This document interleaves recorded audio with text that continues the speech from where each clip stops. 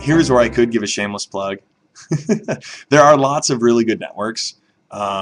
So there are so many organizations. So YEC is one of them. There you go, Scott. But if I've learned anything in 6 years, so much of this business stuff with the finger waving, magic finger stuff, this is stuff any reasonably intelligent person can learn. So much of it is not. It's not.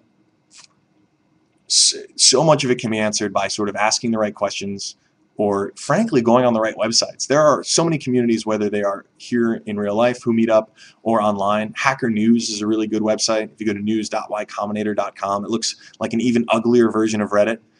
Works the same way, and it's basically a place where people talk all day about all things related to startups. So much stuff about business is actually much more intuitive than you think, and I feel like business schools have made an industry around creating jargon to confuse non-business people, and it's all bullshit.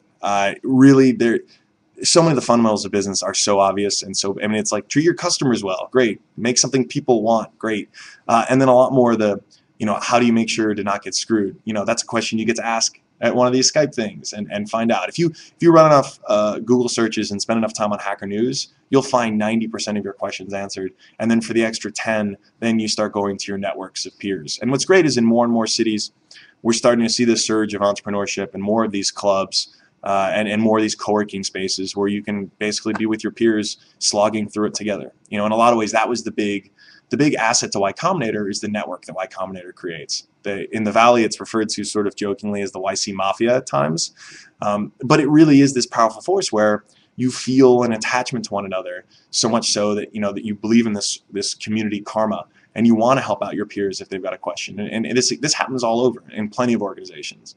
And 9 times out of 10, people are really actually willing to be really helpful, and that's so heartening because I think we finally left behind a world.